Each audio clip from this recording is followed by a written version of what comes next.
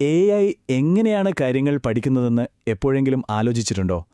ഒറ്റനോട്ടത്തിൽ ഇതൊരു മാന്ത്രിക വിദ്യയാണെന്നൊക്കെ നമുക്ക് തോന്നാം. പക്ഷേ സത്യത്തിൽ അതിനു പിന്നിൽ വളരെ കൃത്യമായ ഒരു എഞ്ചിനുണ്ട്. നമുക്കിന്ന് ആ എഞ്ചിനൊന്ന് തുറന്നു നോക്കിയാലോ? അപ്പോൾ നമ്മുടെ ഏറ്റവും അടിസ്ഥാനപരമായ ചോദ്യം ഇതാണ്. ഒരു മെഷീൻ ശരിക്കും പറഞ്ഞാൽ എങ്ങനെയാണ് പഠിക്കുന്നത്? നമ്മളൊക്കെ അനുഭവങ്ങളിൽ നിന്ന് പഠിക്കുന്നതുപോലെ ഒരു മെഷീനിനെ അതിന് സഹായിക്കുന്നത് എന്താണ്? ഈ വിഷയത്തിലെ ഒരു പ്രധാനിയായ ആന്ദ്രേ കർപ്പാത്തി പറഞ്ഞ ഈയൊരു വാചകത്തിലാണ് നമുക്കുള്ള ആദ്യത്തെ സൂചനയുള്ളത്. അതായത് ന്യൂറൽ നെറ്റ്വർക്കുകളെ എന്തോ മാന്ത്രിക പെട്ടിയായി കാണുന്നതിന് പകരം ഭയങ്കര സങ്കീർണമായ എന്നാൽ മനസ്സിലാക്കാൻ പറ്റുന്ന ഒരു വലിയ കണക്കായിട്ടൊന്ന് കണ്ടുനോക്കൂ. അപ്പോൾ തന്നെ പ്രശ്നം കുറച്ചുകൂടി ലളിതമായല്ലേ?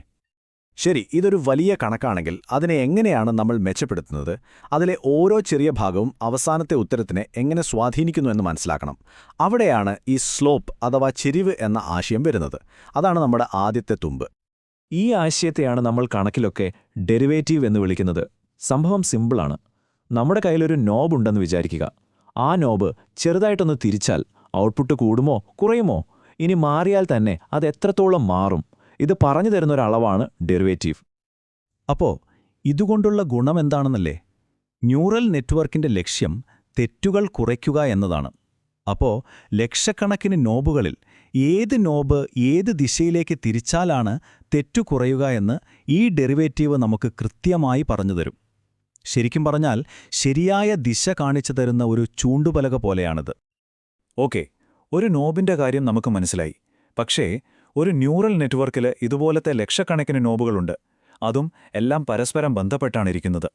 അപ്പോൾ പിന്നെ നെറ്റ്വർക്കിന്റെ ആഴത്തിലുള്ള ഏതെങ്കിലും ഒരു നോബിൽ വരുത്തുന്ന മാറ്റം എങ്ങനെയാണ് അവസാനത്തെ ഉത്തരത്തെ ബാധിക്കുന്നതെന്ന് നമ്മൾ കണ്ടെത്തും. ഇതാണ് അടുത്ത വലിയൊരു ചോദ്യം. നമ്മളൊരു നോബ് തിരിച്ചാൽ അതിനടുത്തുള്ള ഭാഗം മാറും. ആ മാറ്റം കാരണം അതിന്റെ അടുത്ത ഭാഗം മാറും. അങ്ങനെ ഒരു ചങ്ങല പോലെ മാറ്റങ്ങൾ സഞ്ചരിച്ച് അവസാനത്തെ ഉത്തരത്തിലെത്തും. ഈ ചങ്ങലയുടെ മൊത്തം സ്വാധീനം നമ്മളെങ്ങനെ കണക്കൂട്ടും? ഇവിടെയാണ് കാൽക്കുലസിലെ ചെയിൻ റൂൾ എന്ന സൂപ്പർ ഹീറോ നമ്മളെ സഹായിക്കാനെത്തുന്നത്. ഇതിന്റെ ആശയം വളരെ ലളിതമാണ്. എക്സ് എന്നൊരു കാര്യം വൈനെ എങ്ങനെ ബാധിക്കുന്നുവെന്നും വൈ എന്ന കാര്യം സെഡിനെ എങ്ങനെ ബാധിക്കുന്നുവെന്നും നമുക്കറിയാമെങ്കിൽ എക്സ് നേരിട്ട് സെഡിനെ എത്രത്തോളം ബാധിക്കുന്നു എന്നറിയാൻ ആ രണ്ട് സ്വാധീനങ്ങളെയും തമ്മിൽ ഗുണിച്ചാൽ മതി. അത്രയുള്ളൂ. ഈ ആശയം മനസ്സിലാക്കാൻ കർപ്പാത്തിയുടെ ഈ ഉദാഹരണം നോക്കിയാൽ മതി. ഒരു കാറിന് സൈക്കിളിന്റെ ഇരട്ടി വേഗതയുണ്ട്. സൈക്കിളിനോ നടക്കുന്നയൊരാളുടെ 4 ഇരട്ടി വേഗതയും. അപ്പോൾ കാറിന് ആ നടക്കുന്നയാളേക്കാൾ എത്ര വേഗതയുണ്ടാവും? സിമ്പിൾ, 2 × 4, അതായത് 8 ഇരട്ടി വേഗത. ചെയിൻ റൂളും ഇതുപോലെയാണ് പ്രവർത്തിക്കുന്നത്. മാറ്റങ്ങളുടെ നിരക്കുകളെ നമ്മൾ ഒന്നിനു പുറകെ ഒന്നായി ഗുണിക്കുന്നു. അപ്പോൾ നമ്മൾ ഇതുവരെ സംസാരിച്ച രണ്ട് ആശയങ്ങളിലെ ഡെറിവേറ്റീവും ചെയിൻ റൂളും, ഇവ രണ്ടും ഒരുമിച്ച് ചേരുമ്പോഴാണ് AI പഠനത്തിന്റെ കാതലായ എഞ്ചിനുണ്ടാകുന്നത്. ഇതിന് നമ്മൾ വിളിക്കുന്നൊരു പേരുണ്ട്, ബാക്ക് പ്രൊപ്പഗേഷൻ. പേര് കേട്ടിട്ട് പേടിക്കൊന്നും വേണ്ട. ബാക്ക് പ്രൊപ്പഗേഷൻ എന്ന് പറഞ്ഞാൽ നെറ്റ്വർക്കിന്റെ അവസാനത്തെ ഉത്തരത്തിൽ, അതായത് തെറ്റിൽ നിന്ന് തുടങ്ങുന്നു. എന്നിട്ട് ചെയിൻ റൂൾ ഉപയോഗിച്ച് പിന്നോട്ട് ഓരോ ഘട്ടത്തിലൂടെയും സഞ്ചരിച്ച് ഓരോ നോബിന്റെയും സ്വാധീനം എത്രത്തോളമാണെന്ന് കണക്കുകൂട്ടുന്നു. അവസാനത്തിൽ നിന്ന് പിന്നോട്ട് വരുന്നതുകൊണ്ടാണ് ഇതിനെ ബാക്ക് പ്രൊപ്പഗേഷൻ എന്ന് പറയുന്നത്. ഒരു ന്യൂറൽ നെറ്റ്വർക്കിനെ ലളിതമായ കുറേ കണക്കുകൂട്ടലുകളുടെ ഒരു ഗ്രാഫായിട്ടൊന്ന് സങ്കല്പിച്ചു നോക്കൂ. ഓരോ പോയിന്റിലും ഓരോ ചെറിയ കണക്ക് നടക്കുന്നു. ബാക്ക് പ്രൊപ്പഗേഷൻ എന്ന് പറയുന്നത് ഈ ഗ്രാഫിലൂടെ പിന്നോട്ടൊഴുകി വരുന്ന ഒരു സിഗ്നൽ പോലെയാണ്. ഈ ഗ്രാഫിലെ ഓരോ നോഡിലും 4 ലളിതമായ കാര്യങ്ങളാണ് നടക്കുന്നത്. ഒന്നാമത്, അതിന് മുന്നിൽ നിന്ന്, അതായത് ഔട്ട്പുട്ടിന്റെ ഭാഗത്ത് നിന്ന് ഒരു ഗ്രേഡിയന്റ് സിഗ്നൽ കിട്ടുന്നു. ഇത് മൊത്തത്തിലുള്ള മാറ്റത്തെക്കുറിച്ചുള്ള ഒരു വിവരമാണ്. രണ്ടാമത്, അത് സ്വന്തം കണക്കുകൂട്ടൽ എങ്ങനെ മാറ്റം വരുത്തുന്നു എന്ന് സ്വയം കണ്ടെത്തുന്നു. മൂന്നാമത്, നമ്മൾ നേരത്തെ പറഞ്ഞ ചെയിൻ റൂൾ ഉപയോഗിച്ച് ഈ 2 സിഗ്നലുകളെയും തമ്മിൽ ഗുണിക്കുന്നു. എന്നിട്ട് അവസാനം ഈ പുതിയ സിഗ്നലിനെ അതിന്റെ പിന്നിലുള്ള നോഡുകൾക്ക് കൈമാറുന്നു. ഈയൊരു പ്രക്രിയ നെറ്റ്വർക്കിലുടനീളം പിന്നോട്ട് ആവർത്തിച്ചുകൊണ്ടേയിരിക്കും. ശരി, ഇപ്പം നമ്മളൊരു ഗണിതശാസ്ത്ര എഞ്ചിനുണ്ടാക്കി. പക്ഷേ ഇതെങ്ങനെയാണ് ശരിക്കും ഒരു AI ആയി മാറുന്നത്? നമുക്ക് നോക്കാം. ഒരു ആർട്ടിഫിഷ്യൽ ന്യൂറോൺ എന്ന് കേൾക്കുമ്പോൾ വലിയ സംഭവമായിട്ട് തോന്നാം. പക്ഷേ സത്യത്തിൽ അത് നമ്മൾ നേരത്തെ കണ്ട ആ ഗ്രാഫിലെ മറ്റൊരു നോഡ് മാത്രമാണ്. അത് ചെയ്യുന്നത് ലളിതമായ കാര്യങ്ങളാണ്. ഇൻപുട്ടുകളെ ചില സംഖ്യകൾ, അതായത് വെയ്റ്റുകൾ കൊണ്ട് ഗുണിക്കുന്നു, വേറൊരു സംഖ്യ ബയാസ് കൂട്ടുന്നു, എന്നിട്ട് കിട്ടുന്ന ഉത്തരത്തെ ഒരു പ്രത്യേക ഫംഗ്ഷനിലൂടെ കടത്തിവിടുന്നു. ഇതെല്ലാം ലളിതമായ കണക്കുകളായതുകൊണ്ട് ബാക്ക് പ്രൊപ്പഗേഷനെ ഇതിലൂടെയൊക്കെ എളുപ്പത്തിൽ കടന്നുപോകാൻ പറ്റും.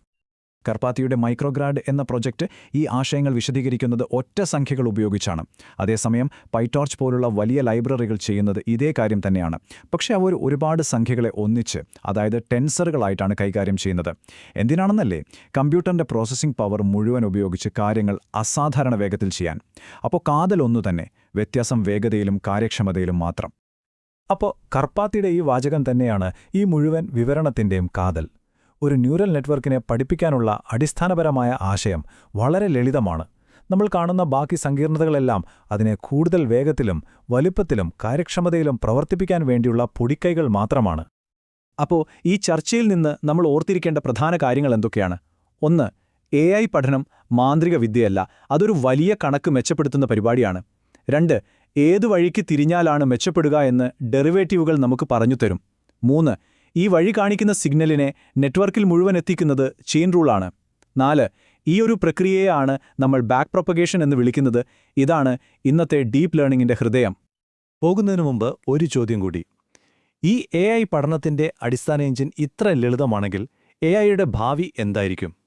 അടുത്ത വലിയ വിപ്ലവം വരുന്നത് ഇതുപോലൊരു പുതിയ അടിസ്ഥാന തത്വം കണ്ടെത്തുമ്പോഴായിരിക്കുമോ? അതോ ഇപ്പോഴുള്ള ഈ എഞ്ചിനെ തന്നെ കൂടുതൽ വേഗത്തിലും വലുപ്പത്തിലും പ്രവർത്തിപ്പിക്കുന്നതിലൂടെ ആയിരിക്കുമോ? ഒന്നാലോചിച്ച് നോക്കാവുന്ന കാര്യമാണല്ലേ?